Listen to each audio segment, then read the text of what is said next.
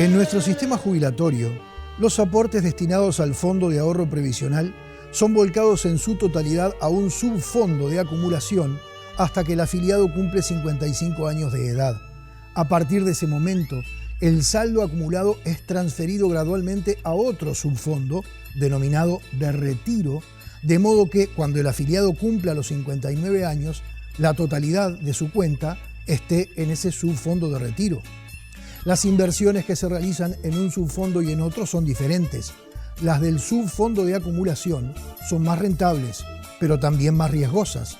Y las del subfondo de retiro son menos rentables, pero más seguras. Ahora, las AFAP proponen la creación de un tercer subfondo para los menores de 35 años, en el que se permitiría un porcentaje de inversión en renta variable local e internacional, asumiendo mayores riesgos el capital con la finalidad de aumentar su rentabilidad. ¿Debemos los uruguayos hacer un cambio de esta naturaleza cuando vemos por todas partes el fracaso de las jubilaciones basadas en el ahorro individual? La propia Organización Internacional del Trabajo entiende que el sistema de jubilaciones privadas ha fracasado.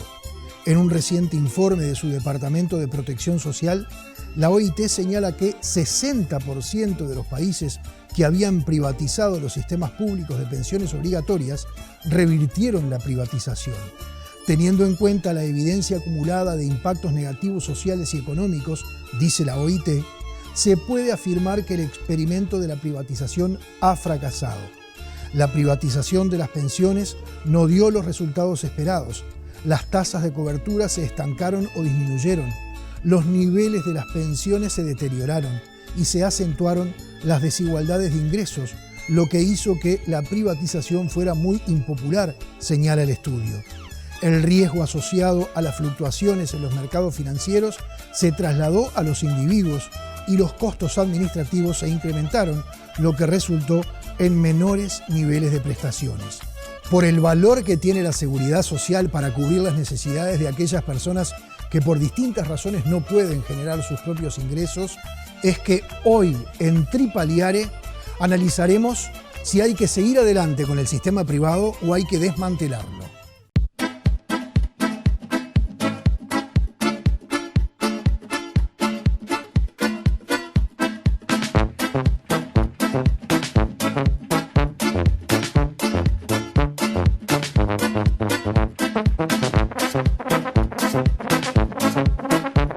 Sebastián, hay una propuesta de la Asociación de AFAPs de crear un tercer subfondo que seguramente tenga mayor rentabilidad y que está enfocado más que nada a los aportantes más jóvenes.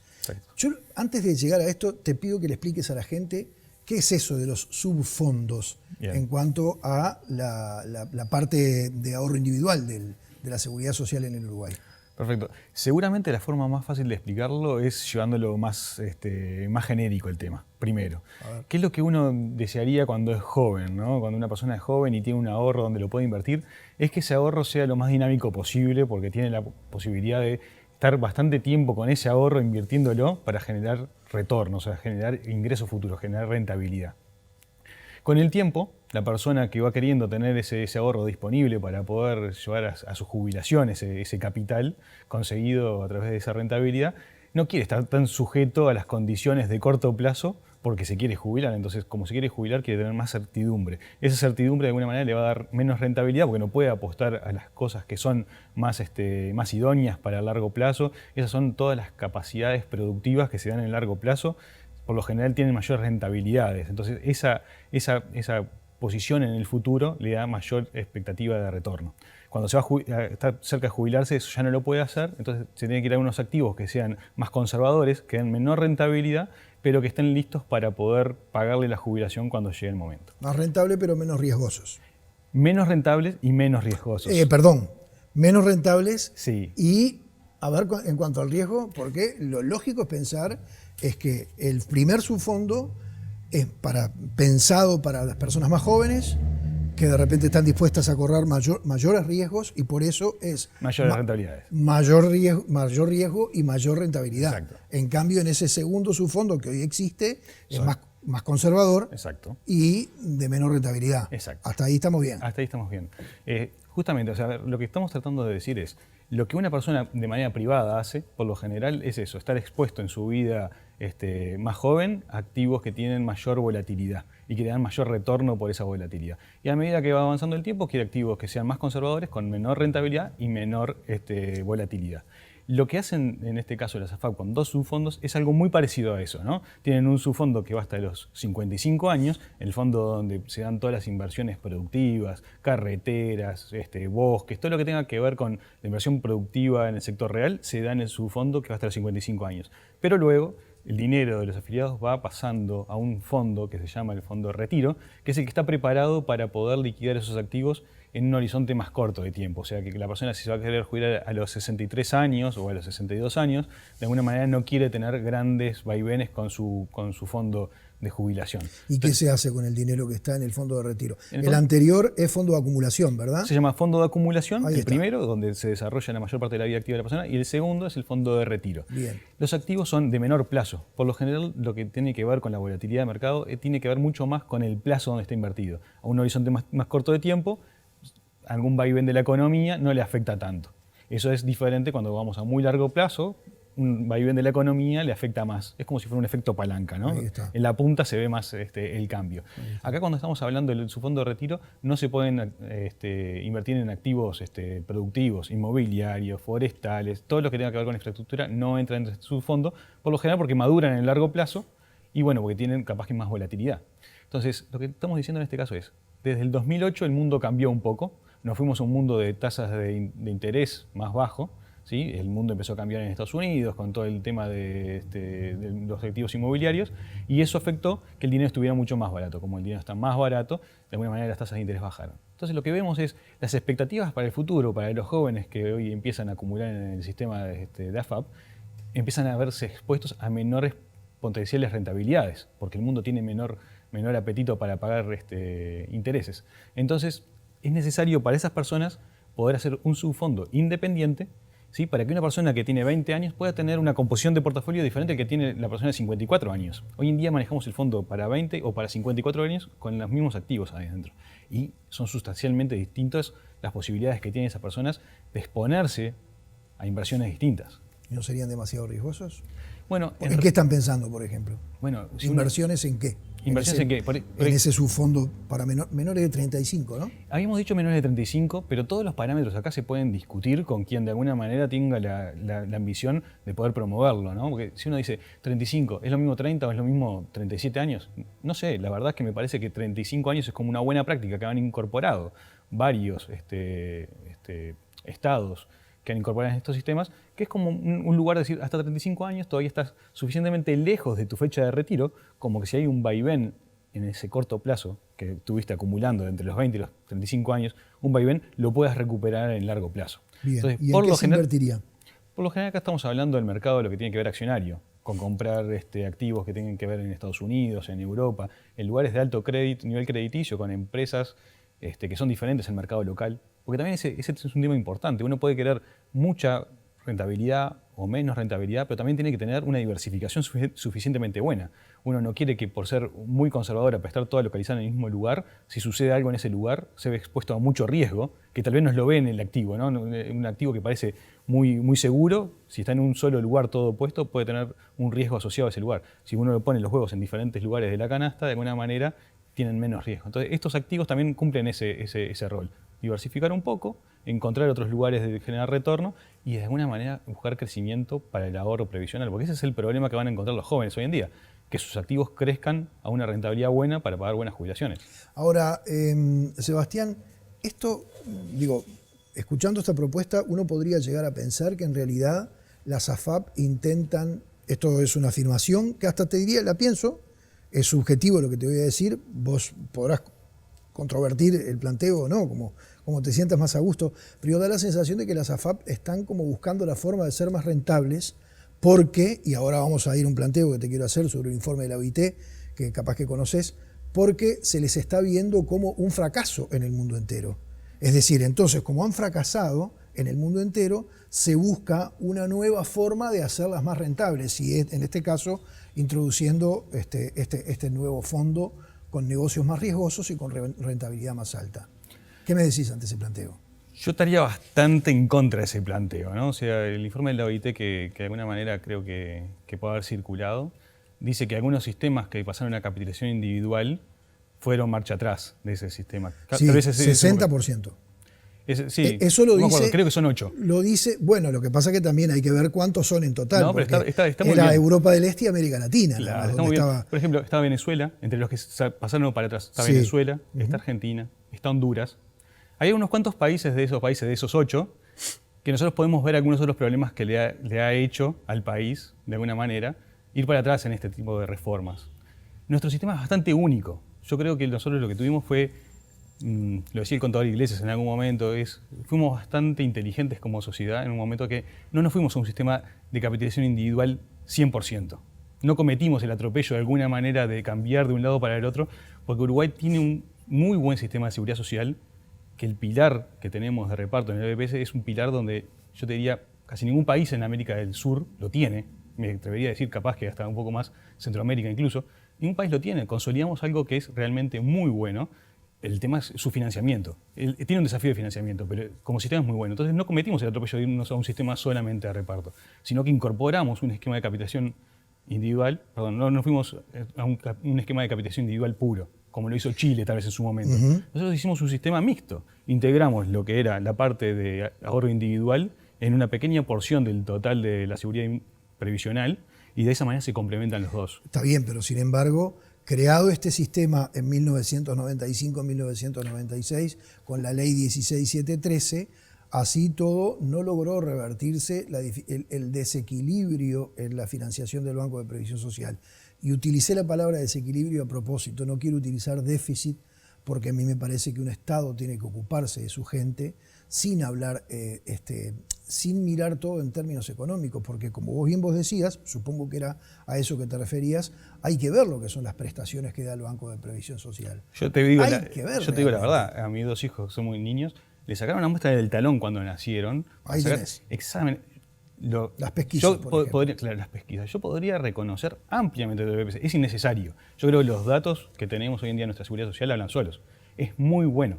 El problema que de alguna manera tenemos es que como sociedad también tenemos que poder financiarlo.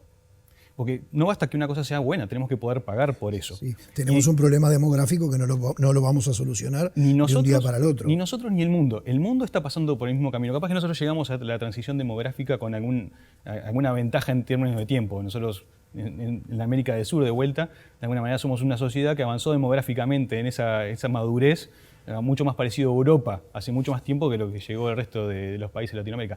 Pero lo que voy es el tema del financiamiento del BPS. Podrá ser un tema solamente económico, no, pero en realidad es un tema social. Es si podemos pagar la seguridad social que de alguna manera queremos tener.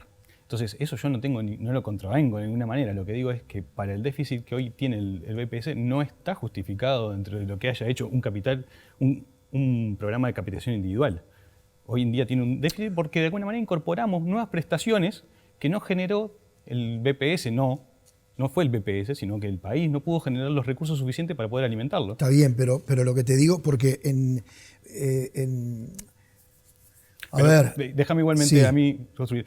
Empezabas con una afirmación que era si estaba de acuerdo con que los sistemas no han sido exitosos. No estoy de acuerdo. Los sistemas yo creo que han sido muy exitosos justamente porque durante mucho tiempo contuvieron el déficit que iba a incurrir el BPS. No es el BPS en que incurre el déficit, es el país como seguridad social.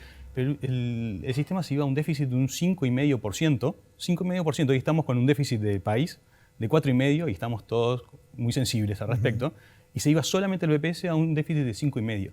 Algo que no iba a poder sostener, tuvo que transformarse. Y de esa manera yo creo que lo que hizo con capitalización individual encontró un lugar donde hacerlo sostenible. Lo hizo sostenible durante muchísimo tiempo.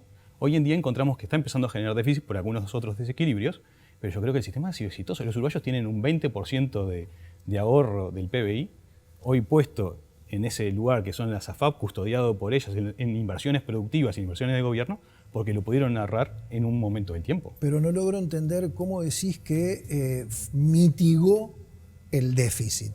O sea, vos estás diciendo, a ver si entendí bien, que la existencia de las AFAP mitigó el déficit. ¿Es mitiga correcto? el déficit que iba a incurrir de alguna manera el BPS. ¿Por qué lo mitiga? Porque hay parte de ese dinero que ya no va a ser pago por el BPS y hay parte de ese descalce. Pero también hay dinero del aporte del trabajador y del aporte del empleador que tampoco va al BPS, sino que va a la administradora. El empleador no paga nada, no aporta nada a la FAP. El trabajador. Todo lo que tiene que ver con los 7 puntos de IVA, el IAS, la contribución obviamente al menos del 7,5% del trabajador y el 7,5% del empleador, va todo al BPS. En la cuenta individual va solamente el 7,5% que aporta los trabajadores que elijan a la parte de la FAP. Por esa parte, ese capital de alguna manera va a ser una parte que va a recibir en jubilación el trabajador. Lo otro lo va a pagar toda la prestación del régimen de reparto. Ahí es donde estamos diciendo, por esa parte de eso que no le llegó de contribución, el BPS no va a tener que pagar una prestación. O sea que su prestación total va a bajar un poco, porque no va a tener que pagar eso, y el déficit por esa parte no va a ser el mismo. Porque la prestación que está en la parte de la AFAP se va a ir ajustando a medida que se vayan ajustando los parámetros que necesita tener la persona para jubilarse. Está bien, por ejemplo. Hay que ver la prestación. Fuiste al punto que quería llegar. Esa es la variable clave. Lo que queremos todos es prestaciones dignas, decentes, que puedan mantener de alguna manera todas las expectativas que tenemos. Está claro que ha habido extremos. A ver, no podemos generalizar a partir de un caso puntual, eso lo tengo bien presente. Habrá que ver cuál es la historia de cada uno de esos trabajadores, cuyos casos te quiero poner como ejemplo ahora. Cayó en nuestras manos un recibo donde un trabajador cobraba, creo que... Un peso.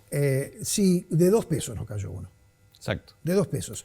Eso en un sistema de solidaridad intergeneracional no sucede, entre otras cosas, porque por voluntad política el Estado pone una jubilación mínima.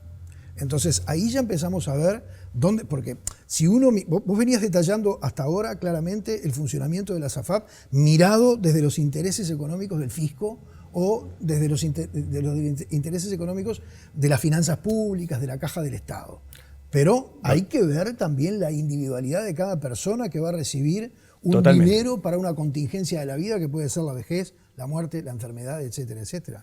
Es que eso es así, es lo mismo. Muy difícilmente yo pueda contravenir cualquiera de esas preocupaciones, no lo voy a hacer. Yo lo que defiendo es cómo de alguna manera se estructura ese sistema. Yo creo que esta manera de estructurarlo es una manera donde le da mucha más solvencia al BPS para poder hacerse cargo de todas las prestaciones que tiene que hacerse cargo, sin tener que asumir de alguna manera algunas erogaciones futuras por algunas que de alguna manera las puede securitizar, o sea, las puede aislar en un lugar como este 7,5% y las puede dejar que ellas sean las que generan.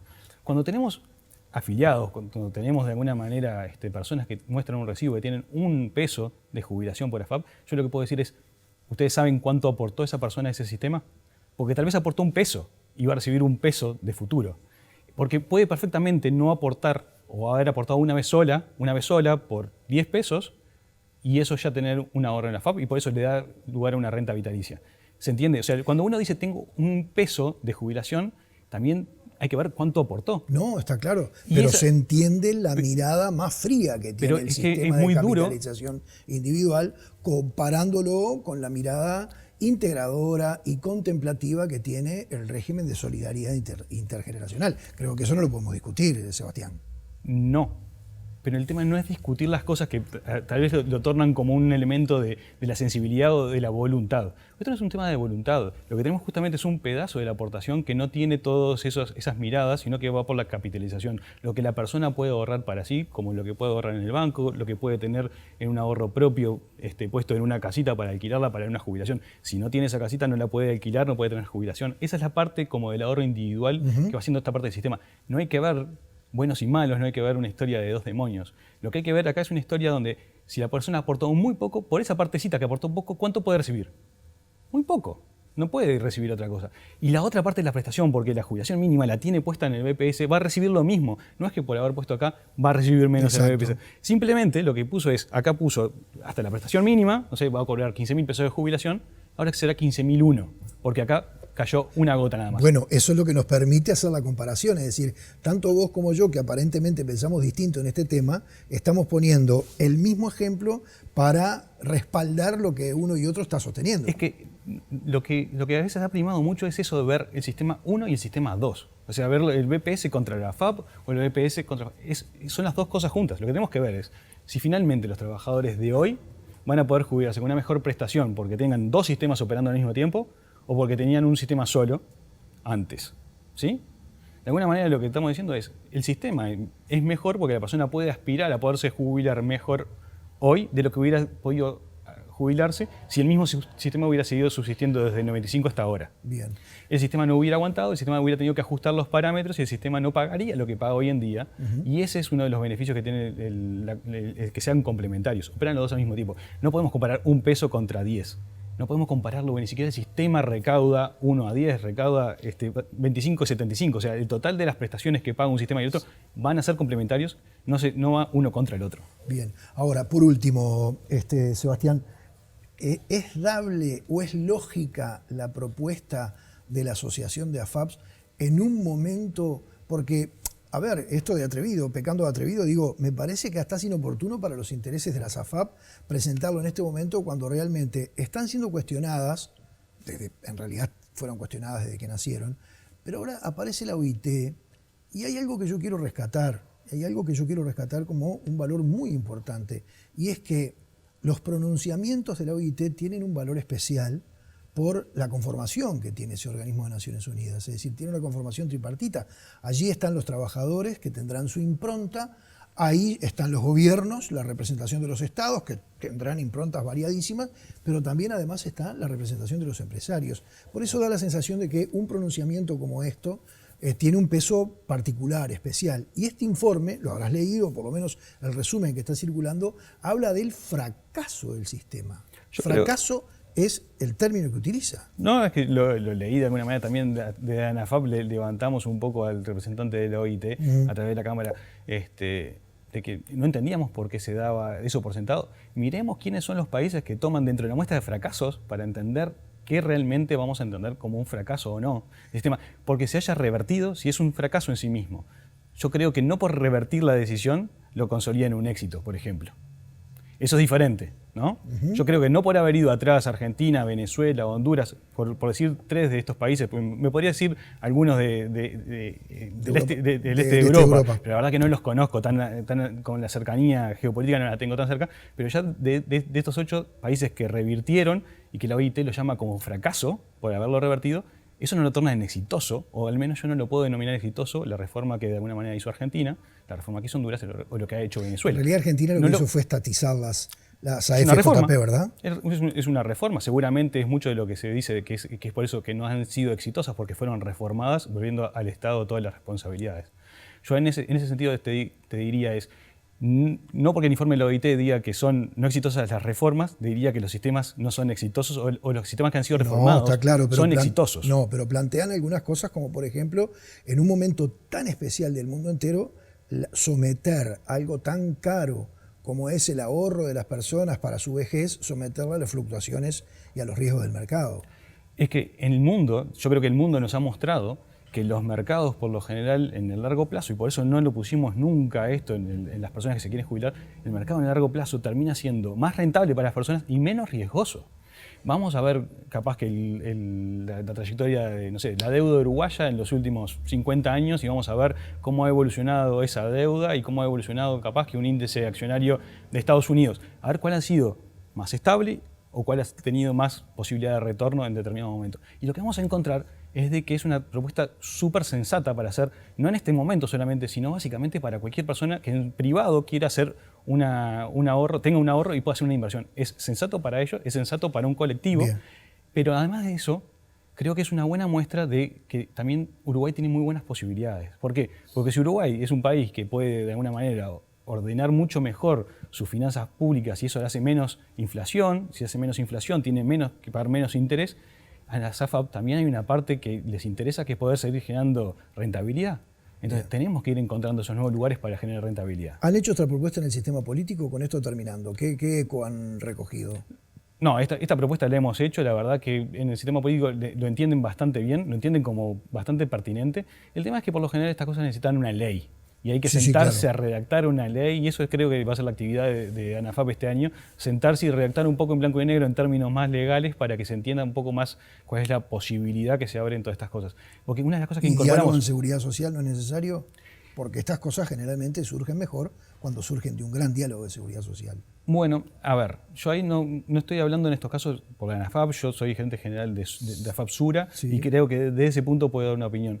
Creo que los diálogos nacionales son necesarios, pero también son necesarios en consistencia con otro montón de diálogos que tienen que existir. Tiene que haber un ámbito técnico y tiene que haber un ámbito técnico con bastantes intereses diversos en cuanto a la academia que tenga para generar criterio, porque no todos podemos operar a raíz de lo que sea un diálogo social, que de alguna manera es representativo, pero no siempre tiene las herramientas técnicas para decodificar todos los intereses que pueden llegar a haber, no empresariales, no trabajadores, sino que es como operar a través del rating. Uno no quiere operar a través del rating, uno quiere operar a través de lo que son el trabajo periodístico, el trabajo de todo lo que tenga que ver con la labor. No quiero operar a través de eso, quiero operar a través de lo que sea el mejor producto posible. El mejor producto posible a veces se logra también trayendo, no únicamente, a los técnicos en la materia. Gracias por haber estado con nosotros. Por favor, un placer.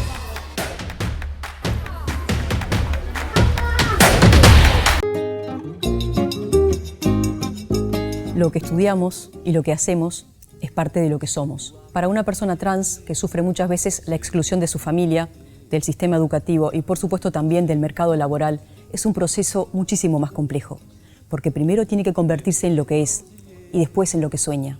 Esas personas realmente aman lo que hacen.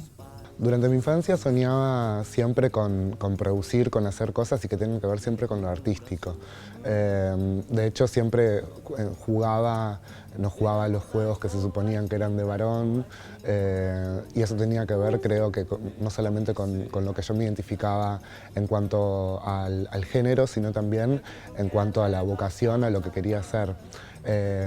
Y bueno, jugaba mucho a producir como desfiles y ese tipo de cosas. Era como, obviamente en ese momento no pensaba tampoco como en dedicarme a eso algún día, pero bueno, hoy es una realidad o se está aproximando a una realidad en realidad porque estoy como en mis primeras experiencias o mis primeros pasos. Estoy en la curaduría y la coordinación artística de la Semana de Arte Trans, que es una propuesta de la Intendencia de Montevideo, de la Secretaría de la Diversidad. Y bueno, a partir de ahí fue empezar un trabajo donde yo fui aprendiendo en el hacer también. Bueno, previamente no tenía ninguna experiencia en ese sentido.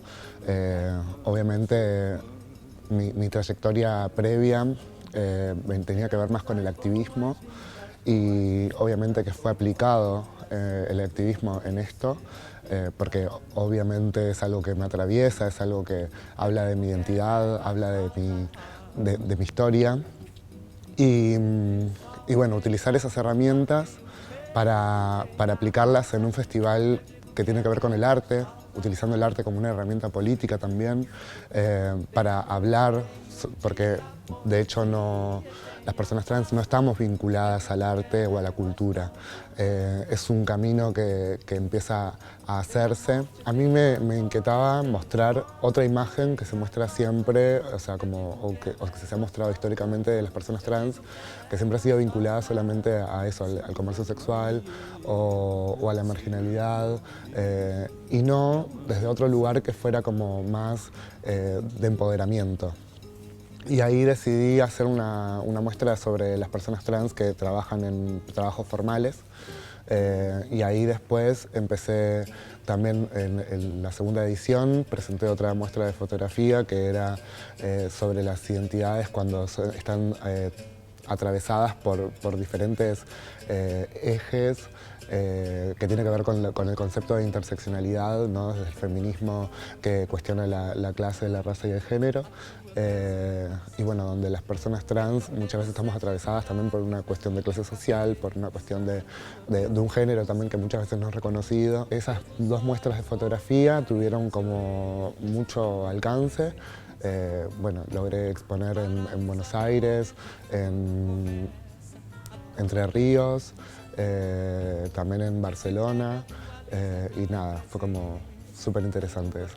Históricamente hemos sido objeto de un montón de cosas, por ejemplo de la prensa, de las fotografías también, pero siempre desde un lugar. Nunca hemos sido quienes narramos nuestras propias historias.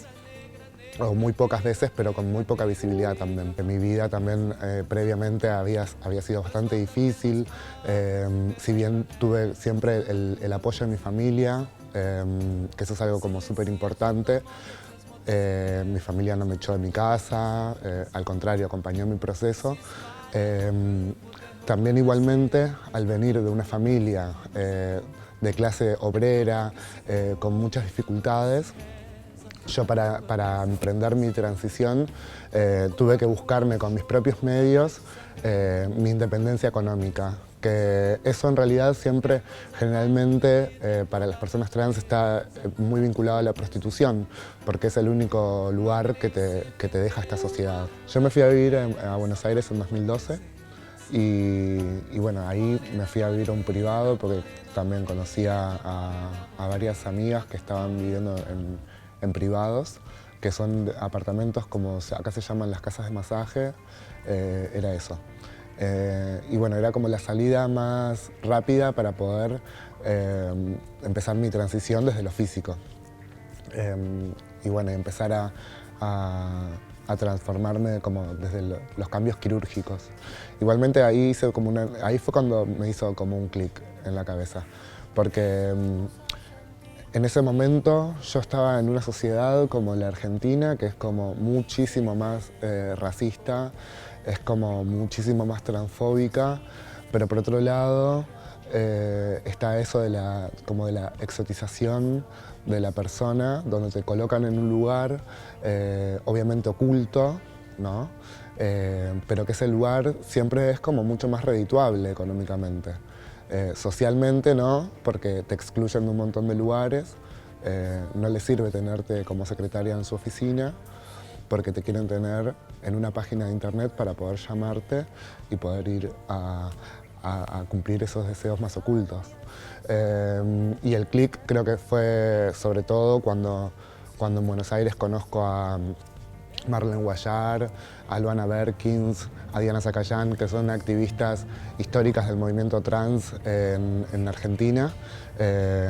Y bueno, y ahí fue como que me dieron las esperanzas de poder ver otro camino.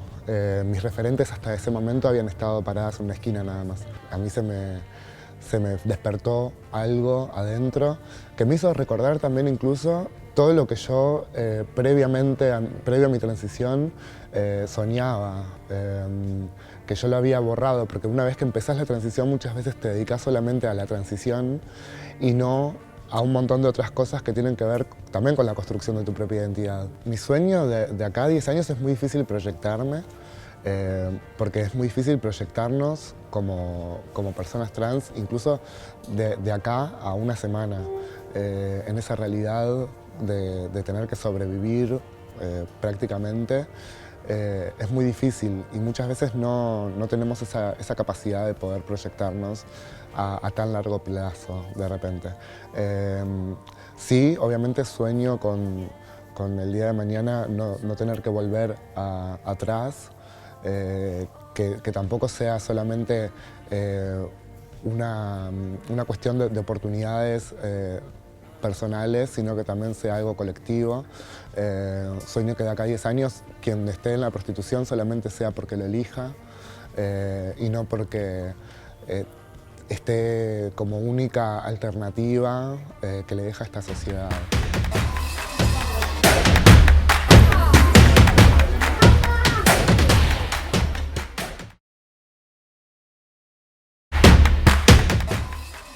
Es como un contraste muy fuerte y es por eso que estamos convocando a la representación de los trabajadores en el Banco de Previsión Social, ver cómo, por un lado, las administradoras de fondos de pensión en el Uruguay están proponiendo una suerte de ampliación del servicio. Ahora vamos a más o menos a explicarlo, tú lo explicarás, es decir, creando un nuevo subfondo en el que se asuman más riesgos a la hora de buscar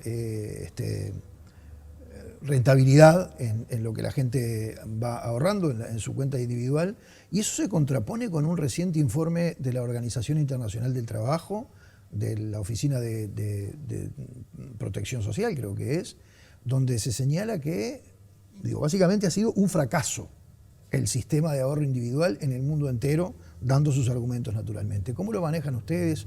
¿Cómo viven este contraste? ¿Qué se puede sacar de útil de este contraste tan fuerte de intereses? Bueno, es un informe muy bueno, con un sustento técnico que lo hace mucho más fuerte a ese informe, que habla del fracaso de la privatización en las pensiones, que lo hace la oficina, es decir, el Departamento de Protección Social de la Oficina Internacional de Trabajo, único organismo tripartito de OIT, quiere decir que están los trabajadores representados, los empresarios representados y los gobiernos. Por lo tanto, le da un valor superior a ese informe. Y habla así de que en América Latina y en Europa Oriental, desde 1981 hasta el 2014, se privatizaron la seguridad social, es decir, parcial o totalmente la seguridad social, los regímenes de pensiones, los cuales hoy en día, con este informe, demuestra que 18 de esos 30 países que privatizaron la seguridad social ya revertieron la situación y volvieron al sistema público.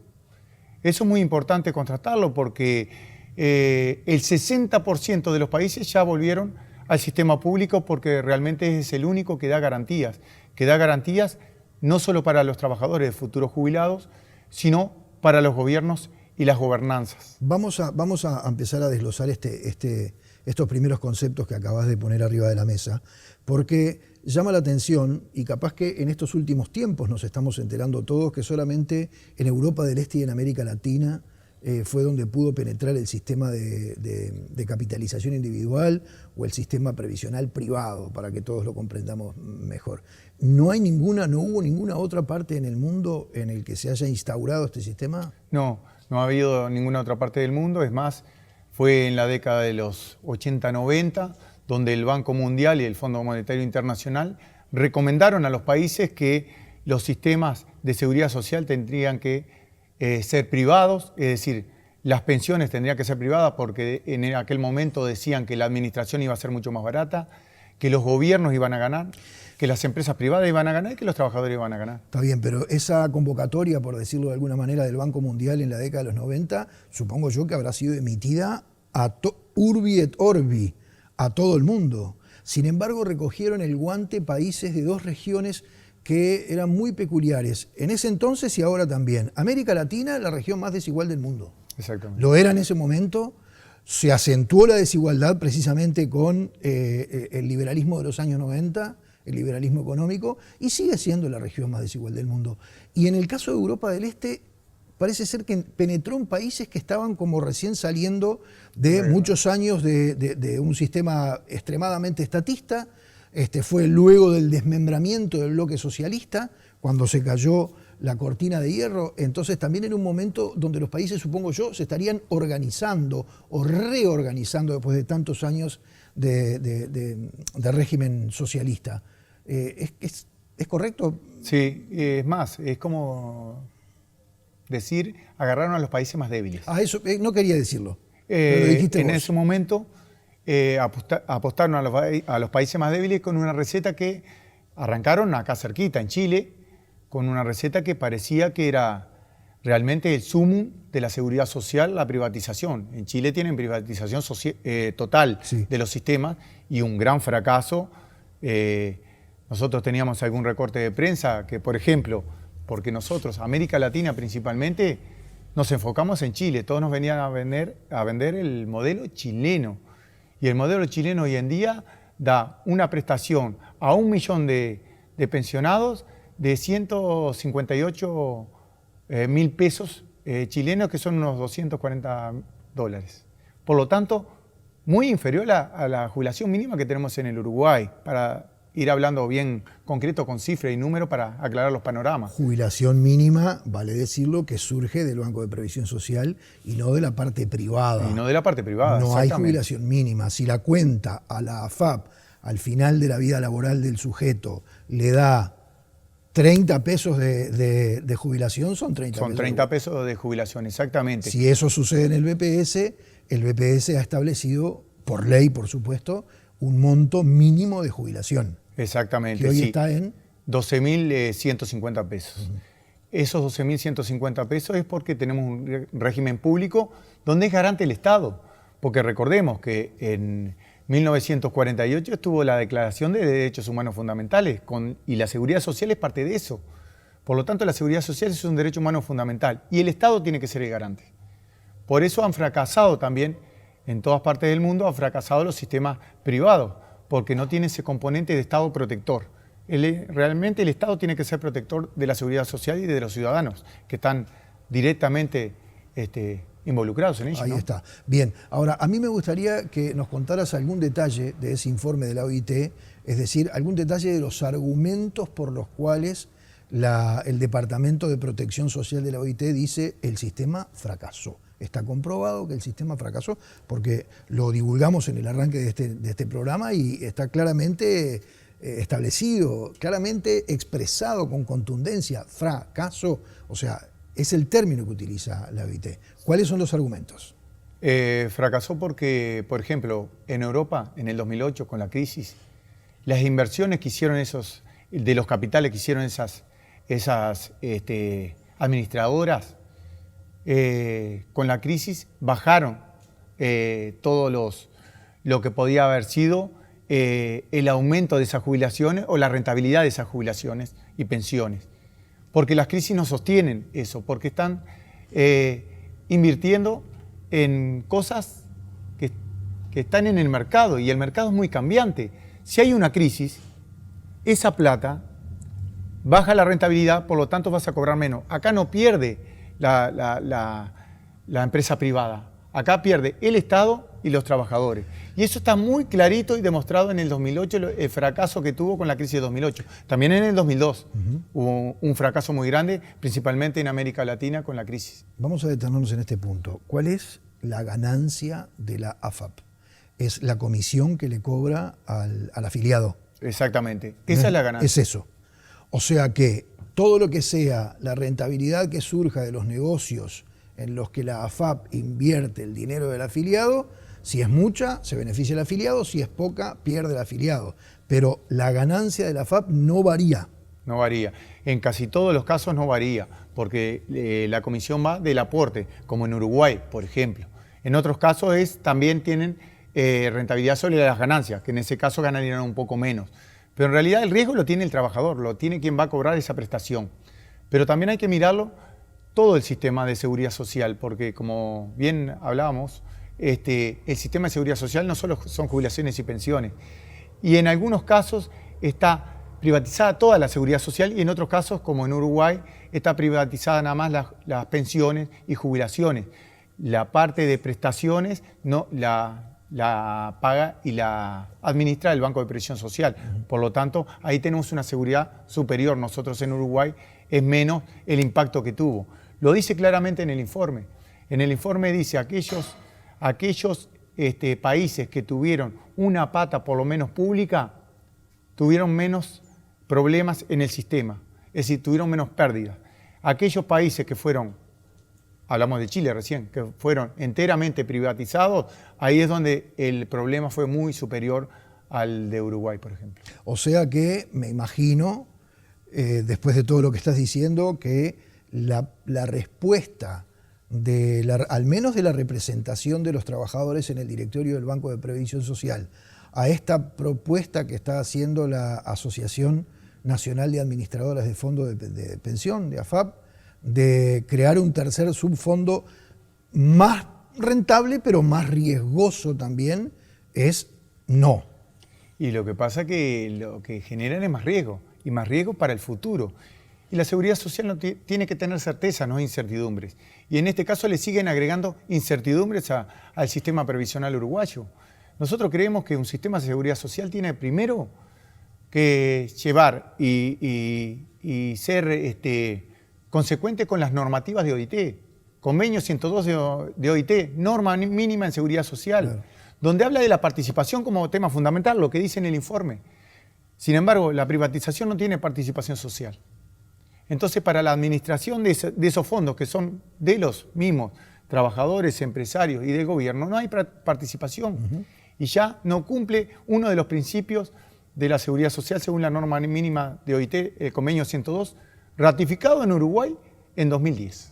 Ahora, te pregunto lo siguiente, y ojo que no te quiero endilgar a ti porque sos integrante del equipo de representación de los trabajadores en el directorio del BPS, o sea, no estás como representante del partido de gobierno. Que quede claro, independientemente de tu fuero íntimo, independientemente de tu militancia o independientemente de a quién votás.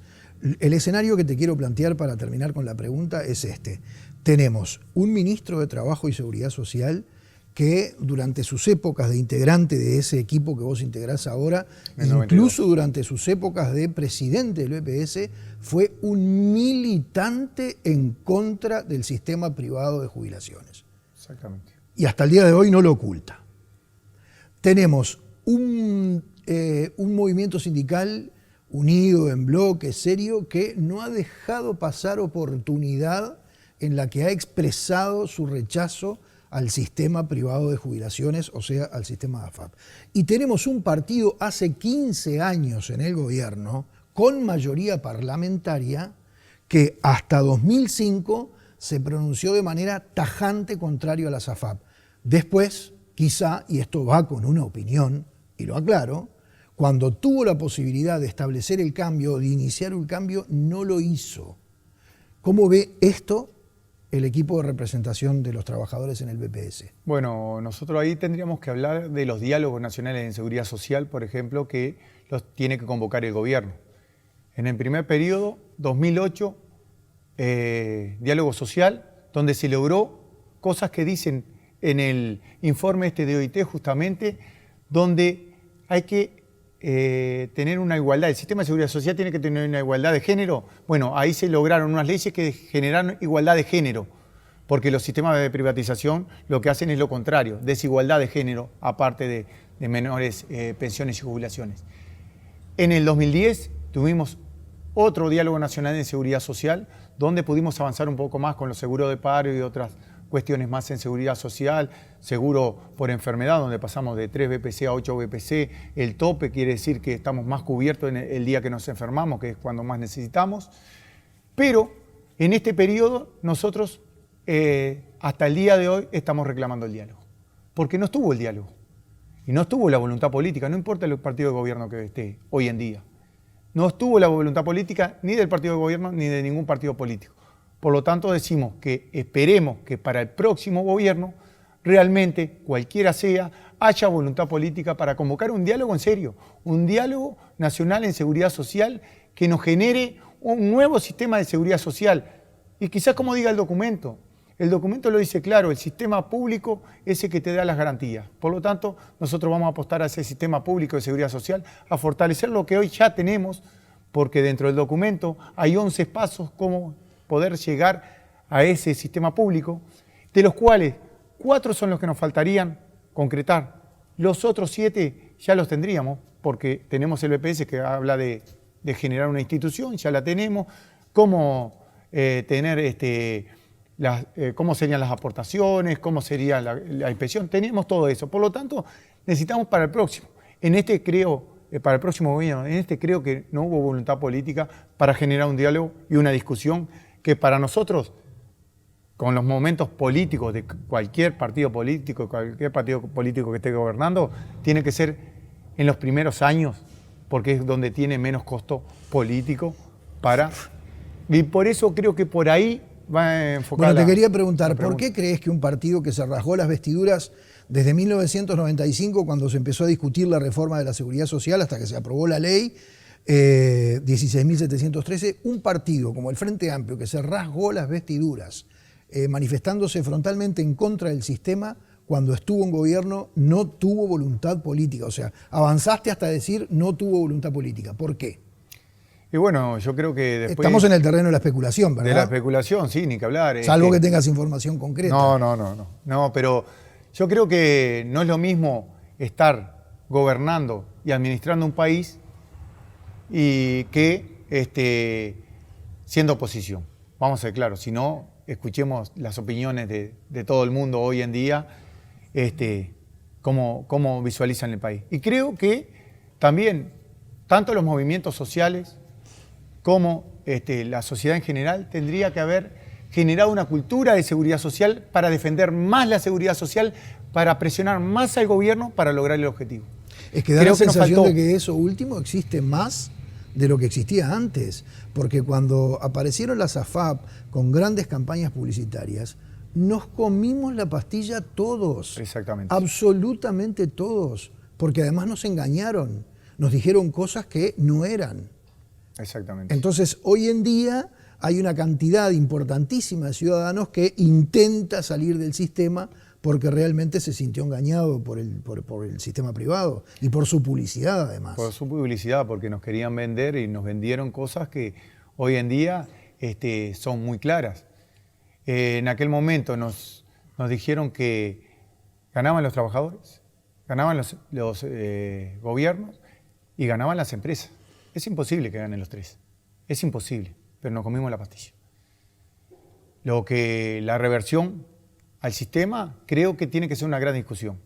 Pero tienen que estar todos los partidos políticos también ahí. Y tienen que estar el gobierno de turno también.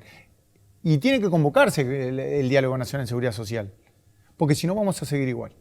¿Cómo se dio el proceso en América ¿Cuáles son los países de América Latina que tengas en memoria que han revertido? Bueno, Bolivia, Venezuela, Argentina, Costa Rica y Nicaragua. Porque, por ejemplo, Brasil nunca tuvo, no agarró la receta. Sí.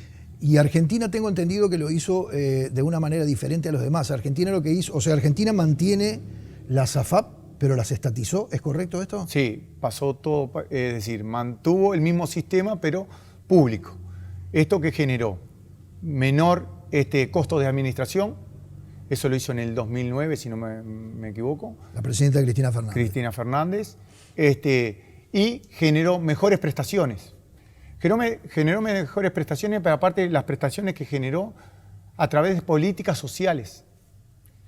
Que por eso también fue estatizar las pensiones, pero para generar más derechos para los que más necesitan. No solo para las pensiones, sino para los que más necesitan, porque a lo que generan más costo administrativo, aparte de las pérdidas que va a tener, por ejemplo, lo hablamos a cada rato, en Uruguay, la única que va a pagar y que está pagando las pensiones vitalicias, las jubilaciones vitalicias, que es el Banco de Seguro del Estado, está perdiendo.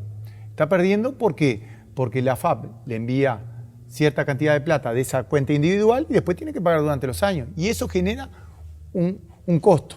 Ese costo, ¿quién lo tiene? El Estado. Por lo tanto, aquello que se decía que el Estado estaba perdiendo, el Estado pierde más. Sí, porque en realidad lo que sucede es que, según tengo entendido, corregime si estoy equivocado, que cuando se instauró el sistema y se estableció que eran compañías de seguro las que tenían que pagar la pensión, ninguna aceptó, excepto el Banco de Seguro del Estado, porque no tenía más remedio. ¿Es correcto esto? Es correcto. A ninguna le interesó el negocio, a ninguna aseguradora privada. Claro, no le interesó el negocio, no. No es un negocio rentable, por eso no vienen.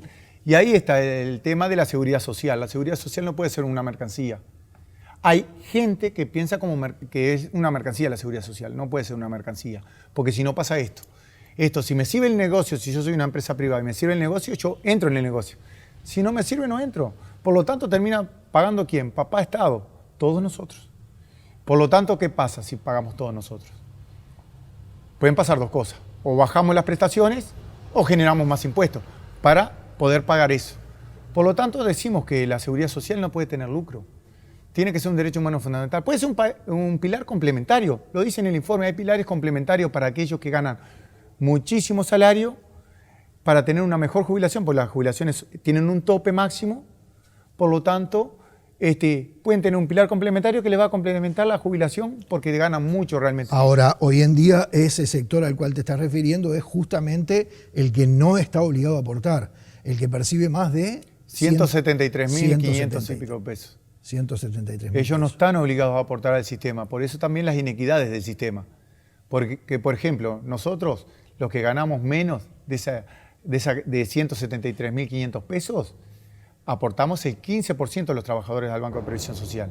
Pero alguien que gana el doble de 173.500 pesos, 347.000 pesos, aporta el 7,5. Claro. Porque aporta por los primeros 173, por los segundos no aporta. Por lo tanto, las inequidades del sistema que tenemos hoy en día en el Uruguay también.